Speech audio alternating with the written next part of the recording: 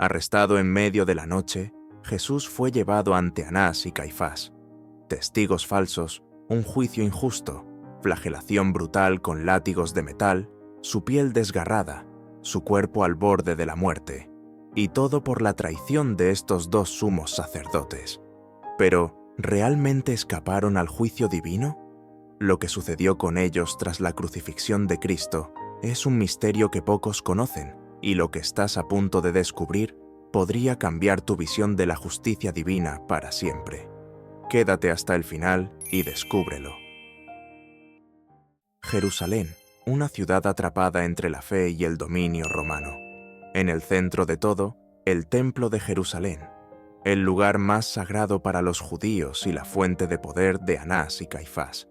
Pero no eran simples sacerdotes, sino figuras con un inmenso poder político y económico.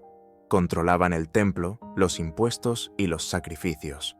Cuando Jesús entró en Jerusalén y expulsó a los mercaderes del templo, desafió no solo las creencias religiosas, sino los intereses financieros de estos sacerdotes. Aquello fue la chispa que encendió la conspiración. Anás y Caifás eran figuras centrales en el Sanedrín, el consejo gobernante judío. Su autoridad derivaba tanto de su posición religiosa como de su influencia política en la región, que estaba bajo dominio romano. La creciente popularidad de Jesús y sus enseñanzas representaban una amenaza directa a la autoridad del Sanedrín. Temían que el movimiento de Jesús pudiera socavar su control sobre el pueblo judío. Como líderes religiosos, se consideraban guardianes de la ley y la tradición judía. Veían a Jesús como un radical que desafiaba esas tradiciones y ponía en peligro el orden establecido. La traición se consumó en la última cena, cuando Judas Iscariote entregó a Jesús con un beso en el huerto de Getsemaní. Arrestado en medio de la noche, Jesús fue llevado ante Anás y luego ante Caifás, donde fue sometido a un juicio injusto. Según el Evangelio de Mateo 26:59 a 68, los líderes religiosos reunieron testigos falsos para acusarlo de blasfemia. Aunque se presentaron varios testimonios, estos eran contradictorios y no proporcionaban una base sólida para una condena según la ley judía. Jesús mantuvo un comportamiento sereno y reservado durante el interrogatorio. En muchos casos, respondió con silencio o con respuestas ambiguas, evitando caer en las trampas que le tendían. Cuando se le cuestionó directamente si él era el Hijo de Dios, él respondió afirmativamente, causando la indignación de los presentes. Desde su perspectiva, las afirmaciones de Jesús de ser el Hijo de Dios y el Mesías eran una blasfemia, una ofensa grave contra la ley judía. La ley judía establecía la pena de muerte por blasfemia, lo que les proporcionó una justificación religiosa para condenar a Jesús. La confesión de Jesús proporcionó al Sanedrín la base legal que necesitaban para condenarlo por blasfemia, según la ley judía. Aunque la condena a muerte debía ser confirmada por las autoridades romanas, el testimonio de Jesús fue el factor determinante en su juicio. Golpearon el rostro de Jesús, escupieron sobre él y lo ridiculizaron, exigiendo que profetizara quién lo había golpeado. Y como el Sanedrín no tenía potestad de aplicar la pena capital bajo el régimen romano, era necesario que el gobernador romano Poncio Pilato confirmara la sentencia. Para lograr esto, Anás y Caifás transformaron la acusación de blasfemia en sedición, afirmando que Jesús se hacía pasar por rey y que incitaba a la rebelión contra Roma. Esta acusación era crucial para obtener la condena de Pilato. Pero el tormento no terminó ahí. Jesús fue entregado a Pilato, el gobernador romano, quien lo sometió a interrogatorio, y a pesar de no encontrar culpa en él, lo envió a Herodes. Este, en un acto de burla, lo vistió con una túnica de rey y lo devolvió a Pilato. La multitud, manipulada por los sacerdotes, clamaba por su crucifixión. La frase, «Si sueltas a ese, no eres amigo del César. Todo el que se hace rey va contra el César. Fue clave para la presión ejercida. Entonces, Pilato, en un intento de calmar la situación, ordenó que Jesús fuera brutalmente azotado. Los soldados romanos lo despojaron de sus ropas y lo flagelaron con un látigo de puntas de hueso y metal, desgarrando su piel y dejándolo al borde de la muerte. Después, lo vistieron con un manto púrpura y colocaron sobre su cabeza una corona de espinas, hincándola con violencia. Lo golpearon con un bastón y se burlaron de él, diciendo: «Salve, Rey de los judíos». Finalmente, con el cuerpo destrozado y cargando su propia cruz, Jesús fue conducido al Gólgota. Allí, con clavos atravesando sus manos y pies, fue levantado en la cruz, mientras los sacerdotes y la multitud seguían mofándose de él. En su agonía, pronunció las palabras: «Padre, perdónalos, porque no saben lo que hacen». Lucas 23:34.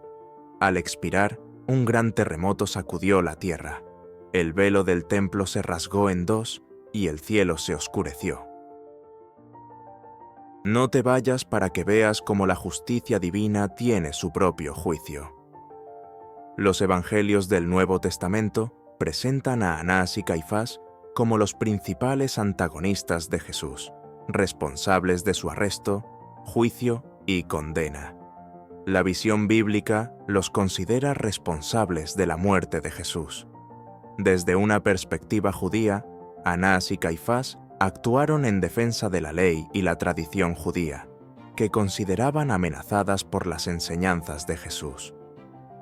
Los estudios sobre el período del Segundo Templo ofrecen una visión más profunda de la complejidad del judaísmo en la época de Jesús, incluyendo las diferentes corrientes y tensiones religiosas.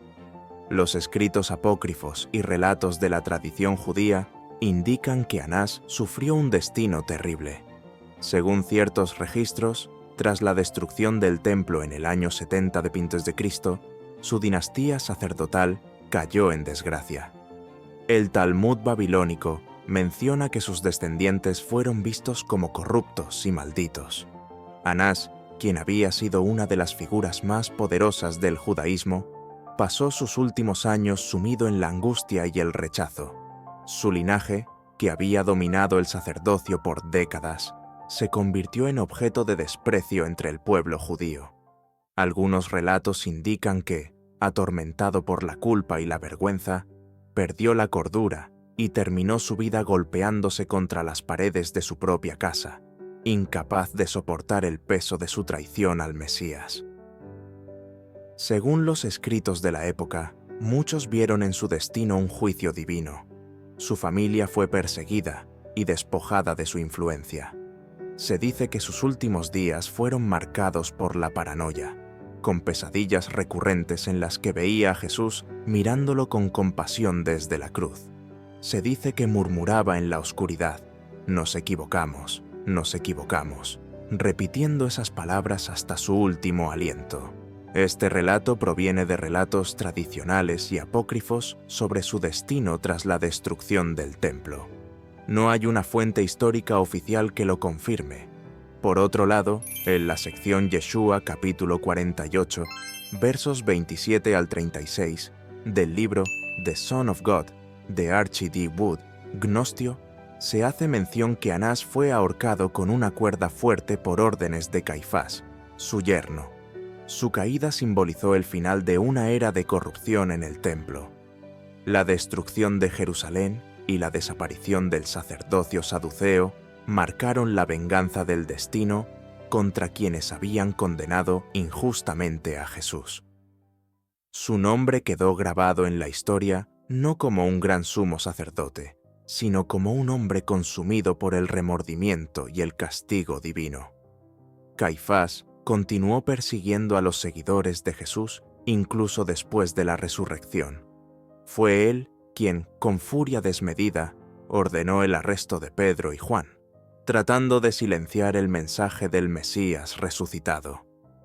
Su odio hacia los primeros cristianos lo llevó a ser cómplice en la lapidación de Esteban, el primer mártir de la fe, y a autorizar la persecución de los seguidores de Cristo, con Saulo de Tarso como uno de sus principales ejecutores.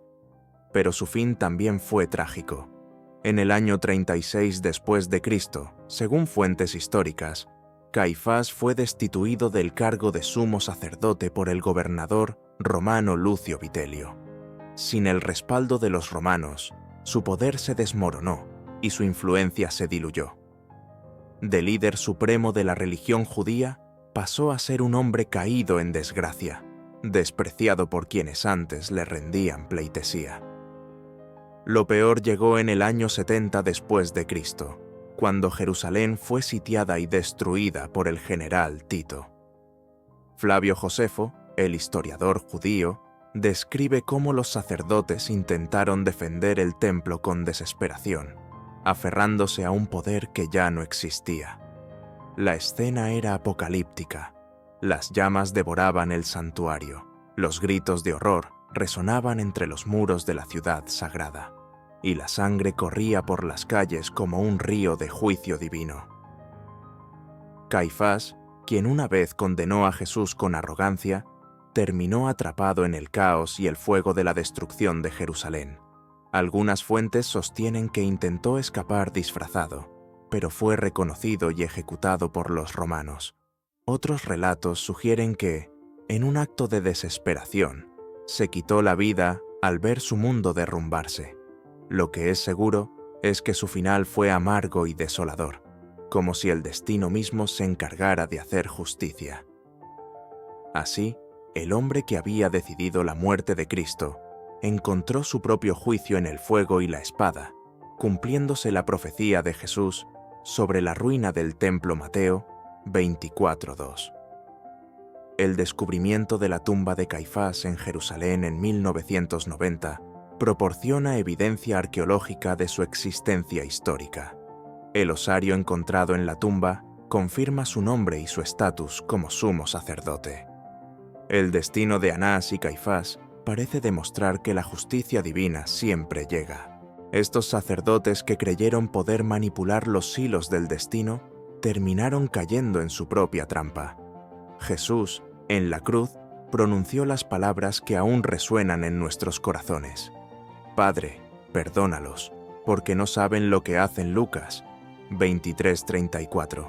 Pero ahora te pregunto, ¿crees que el destino de Anás y Caifás fue una coincidencia o un castigo divino? Déjanos tu opinión en los comentarios. Si te interesa conocer más historias ocultas de la Biblia, suscríbete y activa la campanita.